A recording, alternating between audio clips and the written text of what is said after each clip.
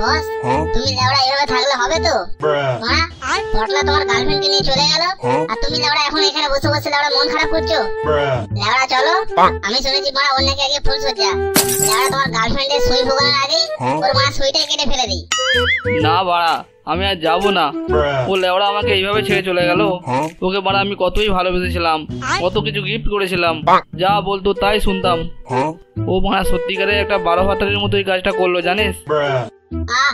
লেওড়া বস তুমি জানো না, আমি মারা ভিতর থেকে খবর পেলাম পুটির মাকে লেওড়া নাকি টাকা খাইয়ে জোর জবরদস্তি বিয়ে করেছে। তোমার পুটি তোমাকে ধোকা দেয়নি, ও মারা বলেছিল তোমাকে ছাড়া অন্য কারো কাছে যাবে না। পুটির মা লেওড়া ওকে জোর জবরদস্তি মেরে ধরে বিয়ে দিয়েছে জানো। হ্যাঁ সত্যি বলছিস? পুটি আমাকে এত ভালোবাসতো?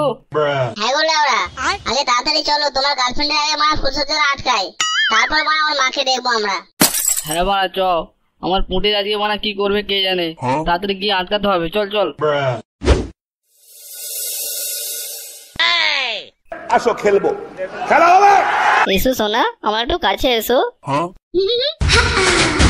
এই কি হলো, তুমি হাতটা নামিয়ে কেন? না তুমি এনেছো তো?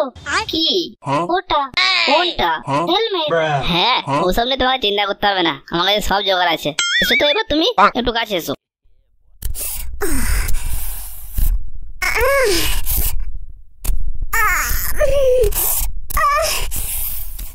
এই বাড়া এই খানকি ছেলে কি করছে রে? হায় আমার পুটিকে মেরে ফেললো রে, হায় আমার পুটিকে মেরে ফেললো। এই খানকি ছেলে খোঁজে, কিছু কর ভাই। এই রাজুদা মানে ভালো করে আওয়াজটা শুনো, আমি ভাবছি পুটির মারছে না পুটি তার মারছে, আমি এটাই বুঝতে পারছি না। লেওড়া সেখানে মনটা খারাপ হচ্ছিল, কিন্তু মানে একটু শান্তিতে বসেছিলাম। তুই খানকি ছেলে আমাকে এটা শোনাতে এলি? লেওড়া আমার বুকটা ফিটিয়ে দিলি তো এবার। এবারে মা আমি কি করবো? এই লেওড়া রাজুদা এবার কে গো? এবার চোর নাকি? হ্যাঁ রে বাড়া এ তো চোর।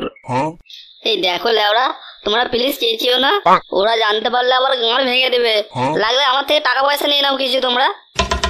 আচ্ছা ওকে দাঁড়া লেওড়া, আমার ভেবে বলছি।